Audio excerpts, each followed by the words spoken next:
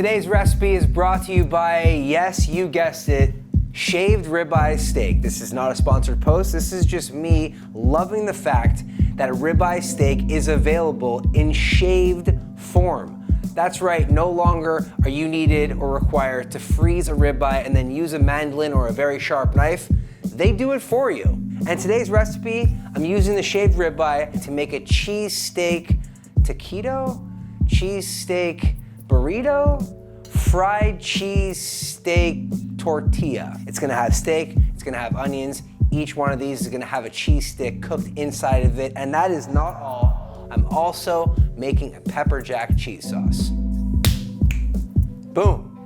I even got a brand new flat top because the old one broke. Let's get on with the recipe. Today what I'm gonna do is I'm gonna take the shaved steak, I'm gonna put it on the cutting board, and then before putting it on the flat top, I'm gonna separate it here. That way, I'm not gonna have overlapping layers of meat.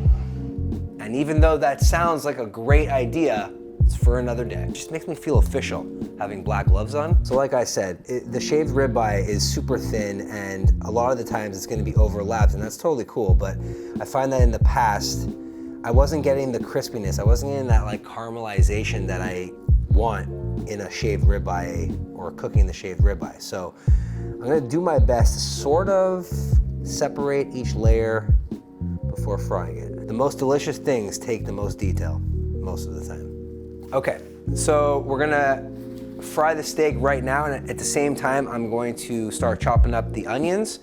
For the steak, however, I'm just gonna hit it with a little bit of salt and pepper and then drizzle on some Worcestershire. I'm not trying to overpower the steak with mad seasoning, and I know what a lot of you hit me up being like, you don't season anything, and I disagree. Okay, steak is done. Dicing this onion, and I'm gonna use the residual steak leftovers, the fond, if you will, to fry these and caramelize them.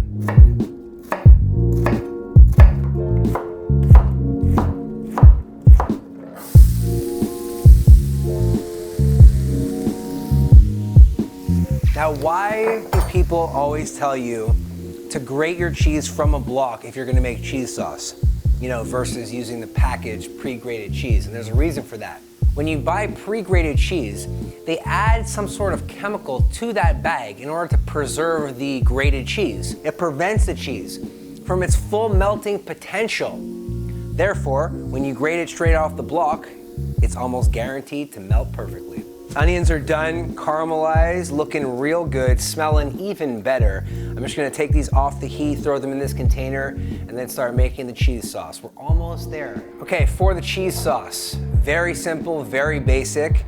Butter, flour, milk, cheese, and for a little bit of kick, Worcestershire sauce and garlic powder.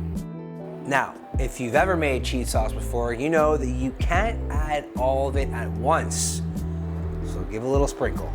All right, flour tortillas. I am asked every single time that I use these where I get them, and I don't think they're available anywhere outside of LA. This place is called La Fe Tortilleria. Tortilleria. Look how big those bad boys are. All right, the time is here. We have the steak, the onions, the flour tortillas, and like I said, each one of these is gonna have a cheese stick in the center. This is mozzarella cheese, very mild, but that's what the pepper jack cheese dipping sauce is for. I'm gonna add some onions first. Nice little line. Okay, then I'm gonna add some steak, and then a cheese stick in the middle. Okay, now here's where things get interesting. Spread it, flip it, make it tight. You gotta make it tight, guys. And then roll up. Now, if you did this properly, there should be no flaps. You should end up with a perfectly rolled up, what seemingly looks like a burrito. And I realize that this is more of a chimichanga than it is anything else. Let's make 5 more.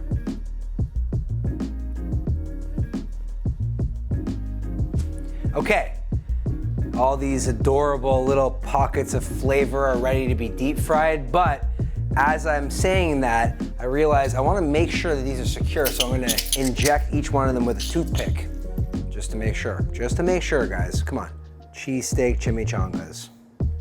It just rolls off your tongue.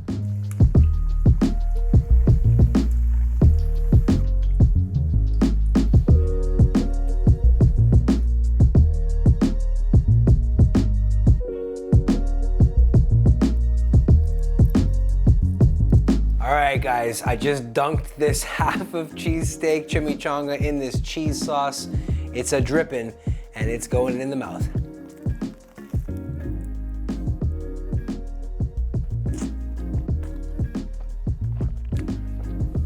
Whoa. Whoa, Jeff. Excuse me while I wipe this grossness off my face. Woo! Cheese Steak Chimichanga, banger. You know what else is a banger? The pepper jack sauce that I just dunked it in. This thing is packed with cheesesteak deliciousness, the caramelized onions, the Worcestershire and salt and pepper steak, plus the cheese stick. It's all familiar. You know it, you love it, but have you had it with the crunchy tortilla? Have you even thought about maybe taking your brain and putting it inside a chimichanga?